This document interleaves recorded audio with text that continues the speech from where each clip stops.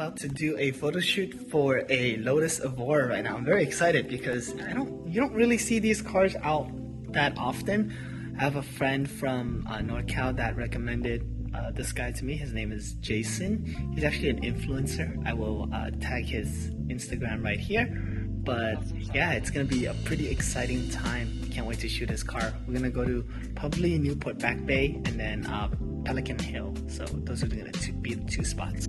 All right, this is Jason. Nice to see you. How are you? Good. This thing is sick. It's the 430 GT. No, this one is the Evora GT. It's a Lotus Evora GT. It's a 2021. Oh. This is the last year that they had it before the Evora. Oh wow, this thing is nice.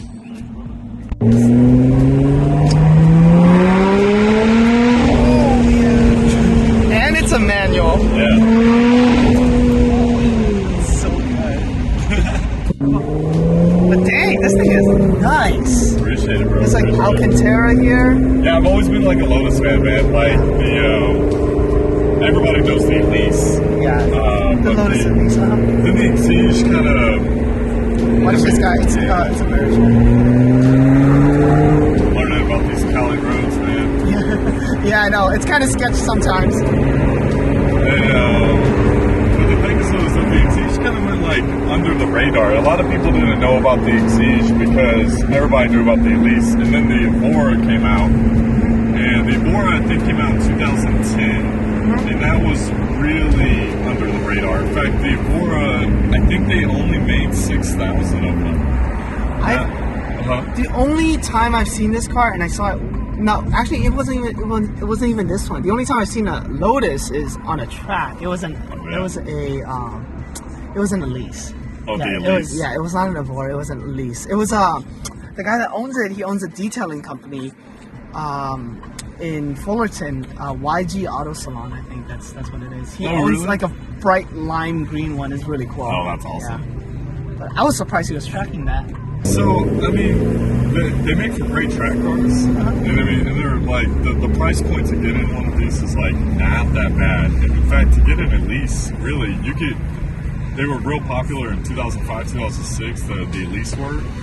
You could get one with about 30,000 miles in that year range for about $25,000 to $30,000. Oh wow! Yeah. Yeah, that's very affordable. Yeah. What engine is in this? This one is a 3.5 liter V6. It's the same engine that they use in the Toyota Camry. So this is the V6 Camry, but they put a supercharger on it. So it's not by any means like naturally aspirated. Yeah. But I mean, in my opinion, of a V6 car, this is probably the best sounding V6, like in my opinion, on the market. Yeah, it sounds really good. What car manufacturers are like starting to do in the exotic scene is they're getting away from the big V12s and the V10s, and they're starting to put like V6s in the cars. You lose power, but you make up for it in how light you can make the car. Yeah. So the new McLarens that are coming out are going to be V6 twin turbo. Oh wow! And so the GTR was actually, I think, the first one, the R35 series back in 2006, 2007. Was the competitor to the Corvette ZR1. They were one of the first people to start twin turboing the V6s in their cars, and they were putting out numbers that were like as good, if not better, than a lot of like the Ferrari V8s. Yeah. Damn, that's crazy. Yeah, I watched a lot of YouTube on this shit. I do too. And the Emira is also going to be a Camry engine too, right? The V6. It's the same. It's damn near the same platform. The Emira is the last combustible engine of the Lotus line, but a little less power. But it's less power than this. Yeah, but not by much. But like 20 horsepower. Later, they're going to come out with and I forget what engine they put into the other one, but they're going to have like a turbocharged, instead of a supercharged, they're going to have like a turbocharged version of. Oh yes, there was two versions for it. And so they haven't come out with the second package yet, but I think it's a Mercedes. I don't know. I don't want to like get it wrong, but I think it's a Mercedes AMG engine. I forget what engine it is. I think it is. Yeah. I think it is. Yeah. And it's going to have 360 horsepower coming out of that one. Okay. So to be honest, like I don't know the performance, the track numbers, but the performance I think is a little worse than the Evora. And I had a choice. I could be on the wait list for the Emira or just get the Evora, but I felt like the Evora like had more of a Lotus look to it. Yeah. The Emira kind of looks to me like looks like a Ferrari. Looks like a Ferrari. I think everybody's mimicking like the 458, the 480 like series of Ferrari. Especially when you get it red. Oh yeah. That identical, yeah. That looks like a Ferrari. The back kind of has like a new Porsche McLaren look, while the front is definitely... The front is 100% Ferrari. Yeah, definitely Ferrari inspired. Same thing with the new Vet. The new Vet literally just like stole the body off of the 488. You're talking about the C8s, right? Yeah. They look good. I mean, half the time I have to double take them every single time I see one. Except for the rear. The rear, you know, it just looks like a Corvette. Yeah, I don't like how Corvette kind of went away from the circle lights though. Like I like those a lot too. Yeah, I like the circle lights. I like the circle lights on cars. Like it's like paying homage to the older, you know, it's kind of where it came from. Yeah. It's like the only car that's ever really kept its initial appearance. In my opinion, is Porsche. I mean, they've been looking the same since the 60s. Oh yeah, that's for sure. Watch out. Watch for that. The GTRs, they kept the circle headlights. Yeah, the tail lights. That was the most iconic thing. But the entire car changed. It looked nothing like the 90s one. But I definitely liked what they did with the tail lights. Like, to me, that's my favorite feature of the Skyline. That's how you knew between the R33s and the R34s. That's how you know, yeah. That's how 34s, 35s. That's what I'm disappointed about the Supra. The sexiest thing about the Supra, I thought, were the tail lights. With that long, yeah. I mean, to me, those were like, they were so cool. Yeah, and I guess Mustang kind of kept it, except for they kind of went SUV on everybody, which is, I don't know what Mustang's doing. You know, the one that I feel like doesn't get too much. I feel like I'm not sure if it's just from what I see, but I feel like the NSX is like really slept on. You know why? Because the power that you get for the cost. Like, I was looking at NSXs as well.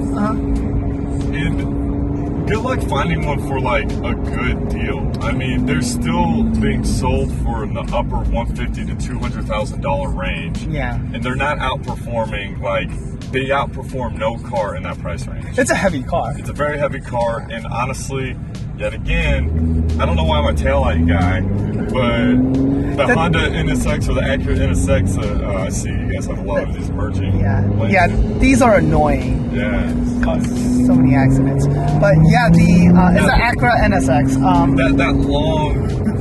Well, it wasn't that the Honda NSX in Japan, and then when they brought it over here, it became Acura because nobody took Honda seriously like that. It's something like that. But the Honda or the Acura NSX, the long taillight at the end. Yeah, that kind of reminds me of the Ferrari F40. F40, that to me was like so cool about the NSX. Yeah, I love that one. That's the best NSX. Yeah, and that's the one everybody wants. Yeah. Like, it's funny because it's not quite as expensive, but it damn near is. The old NSX is almost as expensive as the new one. It's like $100K. Yeah. 100%. If you want to get a clean one, a nice looking one, it's easily $100K. Yeah, easily. Yeah. That's a funny. If any car that you ever saw in the Fast and Furious, do you want that car? If it ever made an appearance in the Fast and Furious, the sticker price on that car is like climbed in value tremendously. Evo 10. Oh my God, what is going on? Yeah, I've been seeing a lot of this kind of driving like out here, and I don't know what's going on, and it scares me. That's why it's like, even when we were going in that one like Honda, like I had my blinker on, and I was clearly going into the right lane. Like I just like came out in front. I was like, you know what? I don't think I'm gonna hot ride down this road. Yeah. I think I'm just gonna keep it chill. Jason and I got to our first location here. This is Newport Back Bay. This thing is so gorgeous. Look at this. Just gonna flip it around for me.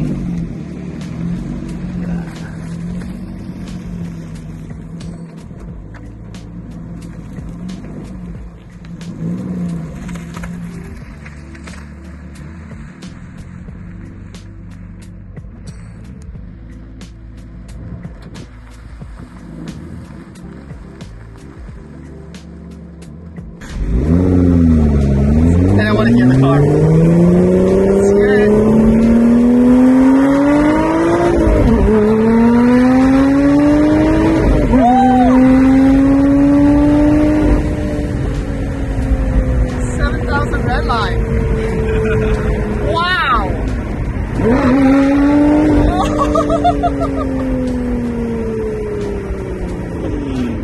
That is insane. Yeah.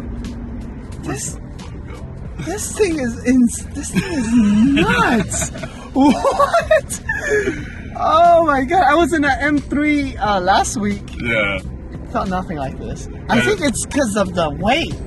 It's the weight. It's the same horsepower. See, the thing is though, is that the car is like, it's super light, so it's a feel that you get in this car. I mean, it's not like it doesn't even have to be the fastest. It just feels like you're going the fastest. Oh yeah. Like, I mean, the 0-60 time to this is nowhere near what the Tesla's doing, but the way it throws you back in your seat and the way it kind of pops up a little bit, like.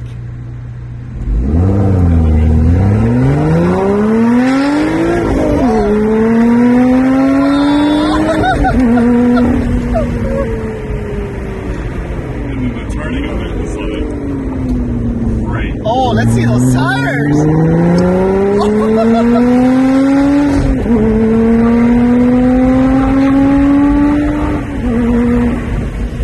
It doesn't...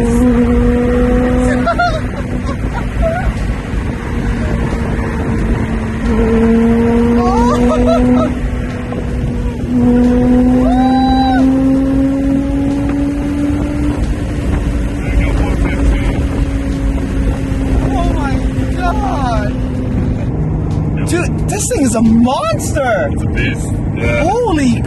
Okay, I did not expect that coming out of this car. Yeah. Oh my god! It just keeps going. Yeah. It keeps pulling. I thought it was gonna stop maybe like 4th gear. Yeah. But no, the torque just continues. It's a lot of torque for like a small little car. I mean, the best way that I describe this car is, I mean, getting a small engine, but I mean, it's like a motorcycle in a way where it just keeps going. And that's one thing that I like about it a lot, is that although the car, yet again, the 0-60 is not the fastest. It's the top end on this thing is 188 miles an hour. So it just, in the way it gets you there, I mean, it may not be like a lot of cars off of your initial 0-60, but yeah, take this thing through the canyons and everything, it can still top out like pretty high while maintaining like decent control. Jason and I are at our last location here. We were gonna go to Pelican Hill. I shot a couple of pictures of a Porsche there that it was just on the street. I was just doing it just because it looked really cool, but we got kicked out of there because they said we're not allowed to take photos there. So I only took a couple, but I'm gonna have Jason just park his car at this shell here because he needed to get gas, and we're just gonna do this one too. Yeah, this is sick. Really back home, was hanging out with Jason for a long time. We were out shooting for probably about 3-4 hours, and then we had dinner. But now I'm back home. Here comes the fun part. Got a lot of photos to scrub through, but this was such a fun shoot. We're studying as usual. You having fun? So much fun. What are you studying? Everything. Break it down. Everything and everywhere all at once. Like the movie? You didn't even like the movie. Shh. A minute cancel. Oh, you guys didn't hear that. 'Cause tonight will be the night that I would fall for you over again. Don't make me change my mind. I won't live to see another day. I swear it's true.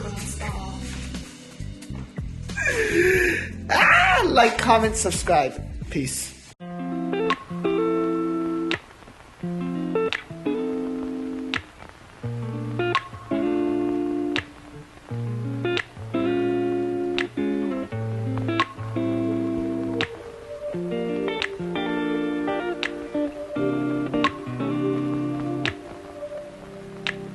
We used to have each other's playlists. No, no. Used to be each other's best friends. Yeah. And now we go our separate pathways, but your heart's still in mine.